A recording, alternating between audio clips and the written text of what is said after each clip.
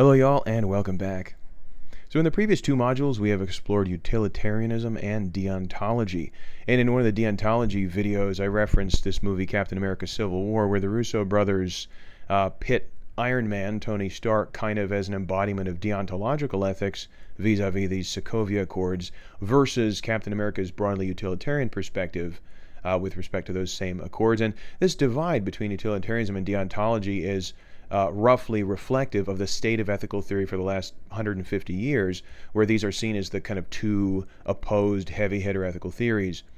But this is not quite accurate, that these are the only two viable serious ethical theories. And in 1958, the philosopher Elizabeth Anscombe, G.E.M. Anscombe, wrote a paper entitled Modern Moral Philosophy, where she argued for the validity that we should take very seriously a third ethical theory, virtue ethics, on a par with these other two. And virtue ethics I'm going to characterize as the view that right and wrong are to be understood in terms of character, specifically the character of the virtuous agent, and this is a person who possesses the virtues. Now, virtue ethics is not, of course, new to Anscombe. Virtually all of the ancients, if not actually all of the ancients, were some form of virtue ethicists, as well as many of the medievals. But it had fallen kind of into relative obscurity in the 19th and early 20th centuries, and much of that has changed now, thanks in large part to Anscombe, Philippa Foot, and then their student and friend, and one of my personal heroes, obviously philosophically, Rosalind Hursthouse. So virtue ethics places the focus in understanding right and wrong, not again in understanding which individual actions are right or wrong, but understanding right and wrong as concepts on a person.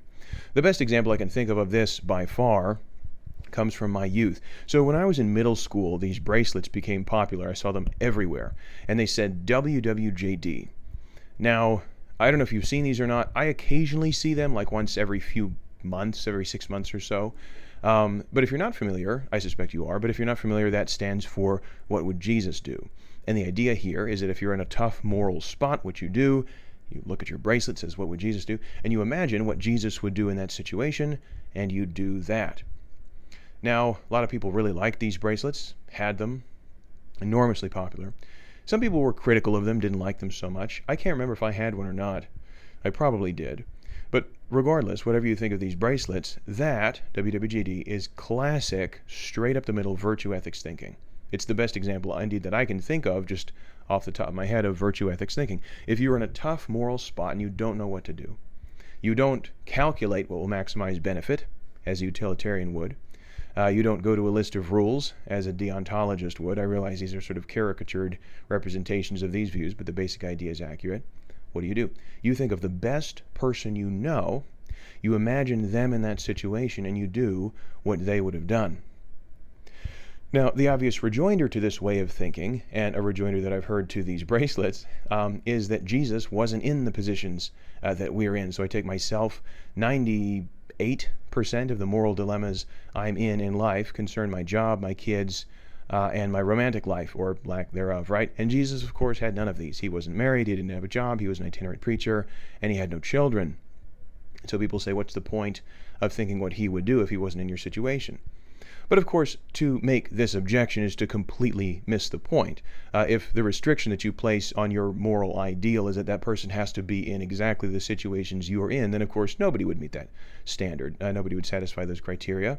The idea here, rather, is that the person who's the best person you know possesses certain character traits, and these traits of character can be applied in indefinitely many situations. Character traits like compassion, kindness, tolerance, love, the traits for which Jesus, of course, was known, or any other traits that different moral exemplars would possess. And we have an understanding of human beings and the character traits they possess that runs, at least the idea behind virtue ethics has it, much deeper than our understanding of, say, duty or rules or what would maximize benefit. Now, this is the idea behind virtue ethics. Again, in situations of uncertainty, you go to a person. Now, so construed, virtue ethics has a number of conspicuous strengths. One of the most prominent strengths is that it seems to capture really well how we do, in fact, learn morals, how we do, in fact, come to learn ethics. And by this I mean that we learn them by imitating people. We do not primarily learn ethics by looking at lists of rules. Lists of rules might reinforce what we have learned, but that's not how we come by the knowledge. Nor do we learn them by calculating what is going to be best for us in a given situation. That kind of calculation does take place, but seems to take place roughly independently of our moral thinking. It has to be squared at some point in our moral education with our moral thinking. Rather, we learn by imitation. There's so many examples of this. I see my own kids, and while they are very much their own person, they also very much seem to learn by imitation. They pick things up from me or their mom or the people around them.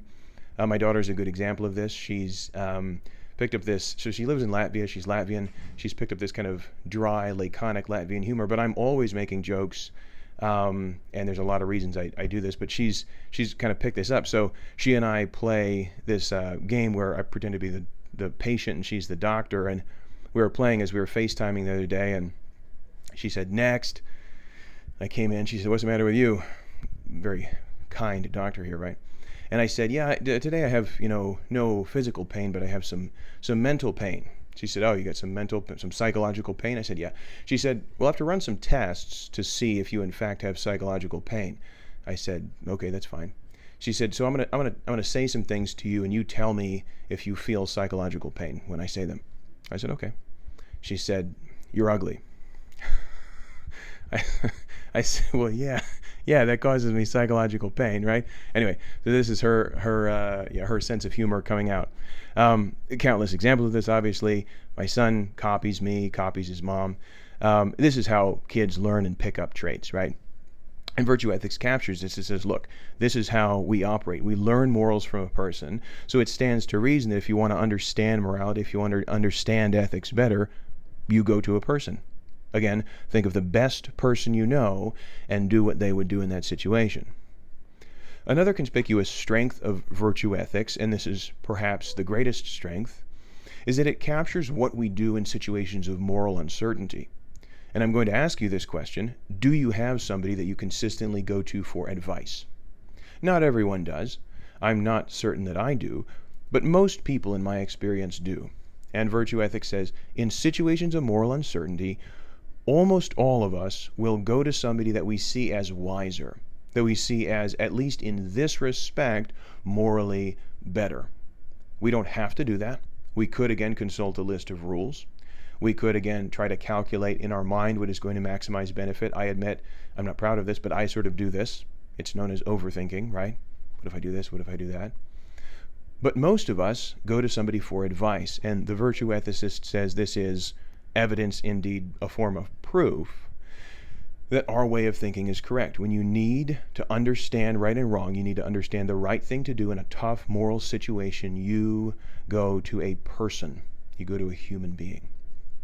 So, some conspicuous strengths, as I say, of this ethical theory, according to which you understand right and wrong in terms of a human being, and a good, or ideally the best, human being. But virtue ethics is, of course, not perfect, and we'll look at some possible concerns about it in the next video. Thanks.